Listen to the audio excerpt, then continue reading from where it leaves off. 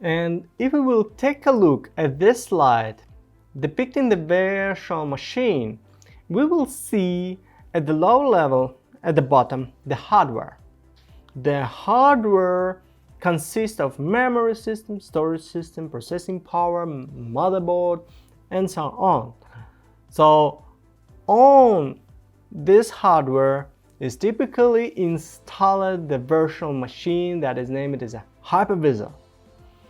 The hypervisor is a special software that can split up this hardware into a different granular subsystems that can split the power system, the RAM, the storage system to a different units consisting of different amount of virtualized hardware that are dedicated to final users.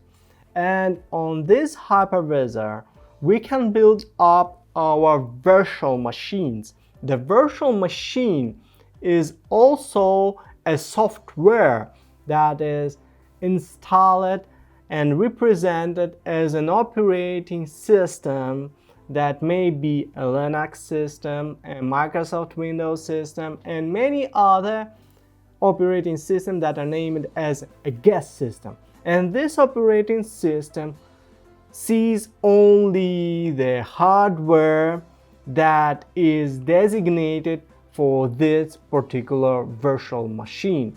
So, for example, a full hardware may consist of 32 GBs of RAM, and you have dedicated 2 GBs for one virtual machine here, and only one core out of 12 cores of hardware to this virtual machine, and the final operating system like Linux will see only this. And if something happens within this virtual machine, for example, you wrote an application that brought the operation system down, then all of the other operating systems that reside on this hypervisor will continue to work. This is the great benefit of virtualization of the same hardware. And if we will take a look at the infrastructure of the virtualization, we will see different companies that provide the services. One of them is VMware, another is Microsoft, Red Hat. They provide their hypervisors and Oracle subsystems, and many other that can give you a service to split your initial hardware into subsystems.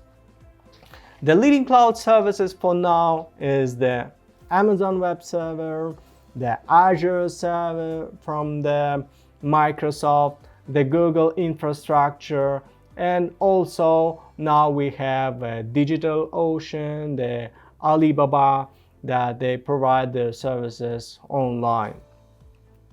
And Windows Azure is the cloud service that provide different number and different kind of applications, of platforms, of software as a service, and they provide you different instruments to handle it, and they have a very flexible payment system under the services they provide you for usage. They can give you a service for big data processing. They can give you services and applications and even platforms for making a game infrastructure and game and app development. The scalable and data warehouse that is provided by CosmoDB from them. The blockchain technology now is incorporated within the Microsoft infrastructure, development operations infrastructure, and Internet of Things integration that is greatly in demand for nowadays. The Amazon Web Service typically provide applications and platforms for development, for engagement and management tools, the machine learning infrastructure they provide, the databases, the storage system, the business productivity tools, and the computational resources.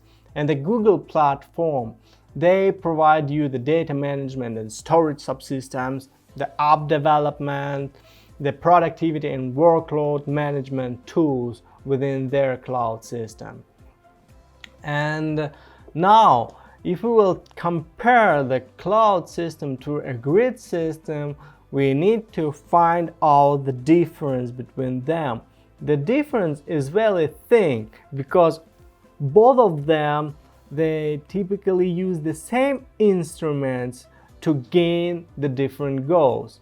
If the grid system try to find out the optimal solution for computation one particular task, the cloud system try to find the optimal solution to provide a virtualized environment for different tasks and to hide out the complexity of a system from a final user.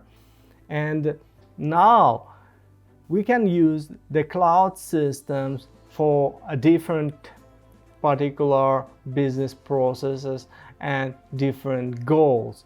And now it is very difficult to imagine the situation where we can avoid the cloud services. But usage of cloud services have its own problems and typical issues like legal issues and security issues.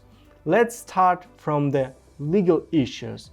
When you provide a service and use the cloud subsystem in your business, you have to concern what premises will be used and where are they located, because under different government regulations you are required to store the local data that is typically concerns the society within this government have to be stored inside the government.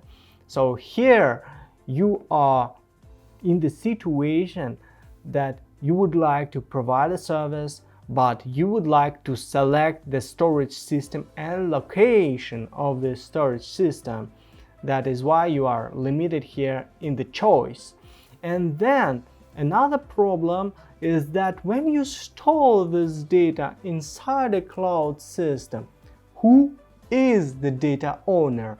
If it is you or a service provider, and if something happens with this service provider, what will happen with you? If some legal issue they face, if they are data owners, then you suffer from that. If they are just custodians of the data, then how do you get back this data if they have legal issues, or if you will lose the connection to their storage system?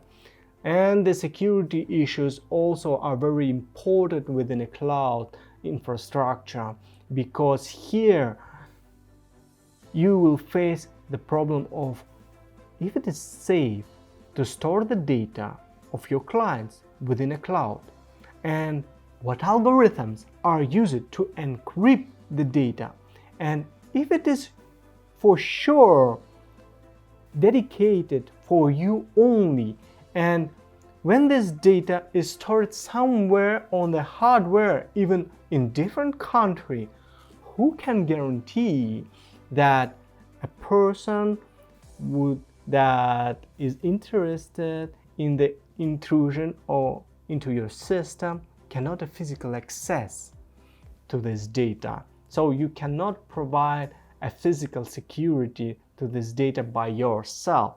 So the cloud infrastructure and cloud computing is a great thing, but is not a solution for all of the problems that you can face. Some data can be stored in the cloud, and some data should be stored definitely on your premises. Some computations are very effective to be made on cloud infrastructure, but some computations are better to do on your personal services. And that is the final point of usage of the cloud subsystems. So it is the double-edged sword that you can use and you have to use concerning the legal issues and the security issues of the cloud services.